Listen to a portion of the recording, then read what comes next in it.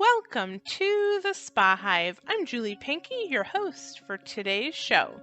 In the SpaHive, we are dishing up killer industry buzz, tactical business insights, and grassroots inspiration.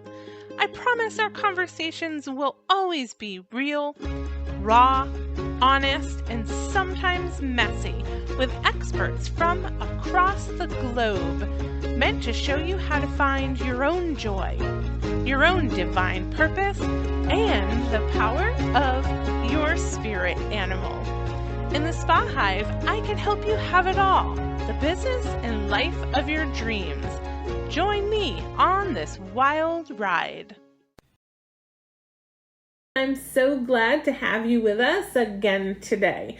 If you're a new listener, welcome. And if you're following us on a weekly basis, I'm so glad to have you back.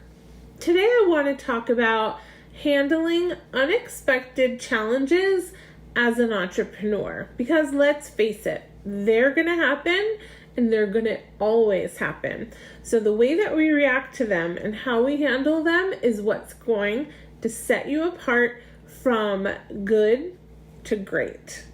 So I want to talk to you about 5 steps that I use handling unexpected challenges. I always try to stay calm.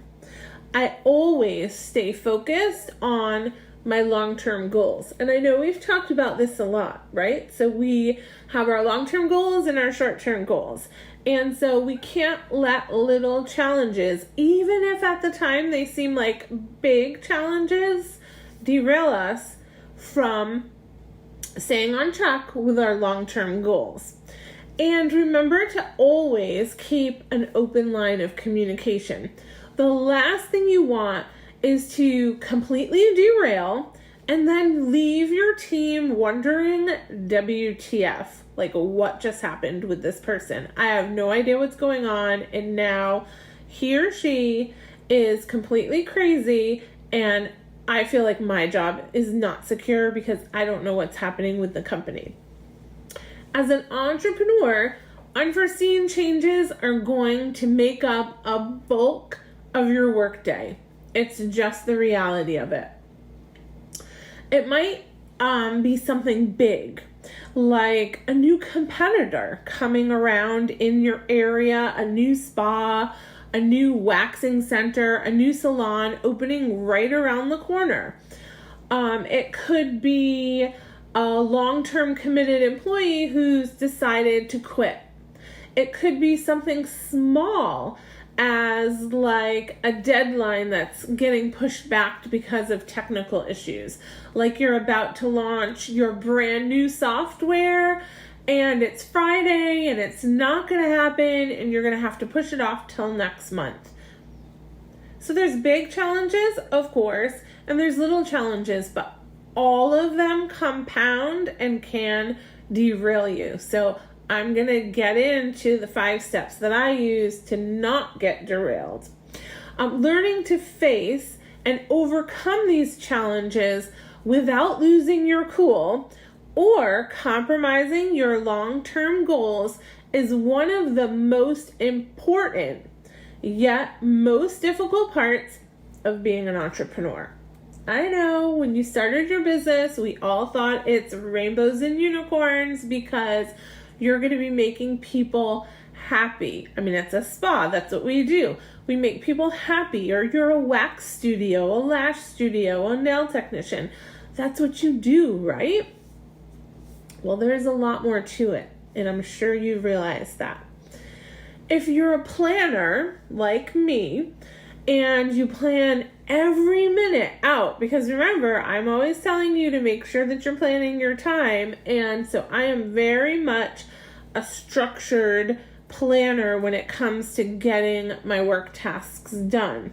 You may struggle a little bit with unforeseen challenges more than a personality who thrives in an environment of constant change. But unexpected challenges are demanding and stressful for everyone, no matter the personality. So, These are the top ways that I've learned to deal with these challenges a little bit easier. I say a little easier because no, it's never easy. And I too don't always handle things perfectly. So let's dive in. First of all, when your challenge pops up, take an assessment.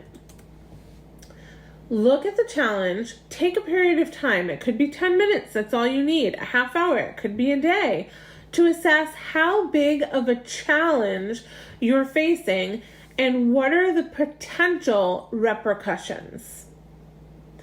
I promise you, once you do an assessment, the answer most likely will not be, I am going to be completely ruined. My business is going to close down. I should just board up the door today. But you have to sit quietly and list out the items that will be affected directly by this challenge and start taking your control back over the situation. Remember, focus on long-term goals. So that's tip number 2. Once you've taken your assessment of the situation, think about how you can focus on your long-term goals. A focus on long-term goals and ditching that short-term thinking will keep you on track every single time. So let's talk about an example. So for example, let's say your top stylist unexpectedly quits. And it's a week before a big wedding party is coming in to get everything done. You ask yourself, how am I going to make this happen? We're all familiar with the term bridezilla, right? So that is going through your head. How am I going to make this weekend happen without my key stylist? So let's think about it. What is the long-term goal here? Being the top hair destination in your area for exceptional talent and service? Does your top stylist leaving change that goal? No, it doesn't. So, what's your short-term goal? To complete the wedding party without any glitches so that you have a happy bride. Next, you ask yourself, what do I have to do to make sure this goal is met? You can't worry about that short-term problem, which may mean bring in a contract stylist to cover for the stylist that just quit. Or it could even mean paying one of your current staff members additional, giving them a bonus, figuring out how to do something extra for them to get one of these regular staff members to pick up the slack and help so that you can get this wedding party done.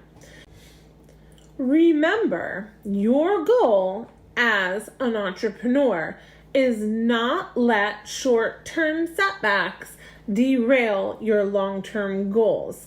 So you might need to make decisions that work for today that you might not normally make that will help you stay on track.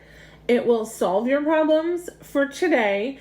It will help address this immediate concern, but also keeps you on that path to achieving your long-term goals. So number 3, control emotional responses. I know, easier said than done, right? But to be able to roll with the punches, you will almost need to be in a neutral state as you deal with it. And remember, negative self-talk can easily creep in. It's easy to get sucked into making statements like, oh my God, this is so bad. Why is this happening to me? What am I going to do? But statements like that do not serve you, your team, or your business. Those make us feel panicked. Instead, take a deep breath and focus on looking at the situation objectively. Try to separate yourself from the problem and not make it personal or emotional. Think about how you would advise a friend in a similar situation. So if your business bestie came to you and had this same exact situation, how would you advise this person? Take that step back. We need to remember to be objective. My next tip is clearly communicate the challenges. So once you have a clear grasp on the situation, start communicating to the people around you. Even if you're a team of one, is there anyone else that helps your business flow? Are you truly doing it all alone? Maybe it's a business partner, maybe it's a spouse, maybe it's your business bestie. Again, what helps your business flow even if you're a solopreneur? And think about how you can solve the situation. Let the people around you help where they're able to. Bring in a temporary worker to help and communicate your plan moving forward. Be upfront and transparent. Be calm and objective.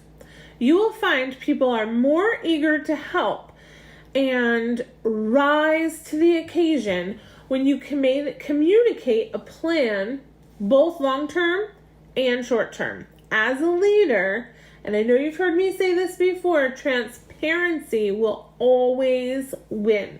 It will always earn points with your team. And my final tip is to collaborate to find a long-term solution. You don't have to always go it alone, and know that you might not always have the answers. Sometimes you need to connect with your team, connect with the people around you, connect with that business bestie, connect with me. I'm always here to answer any questions. Give me a ring, shoot me a text, follow me on social media, and drop me a DM. I'm always here to help support the challenges of your business.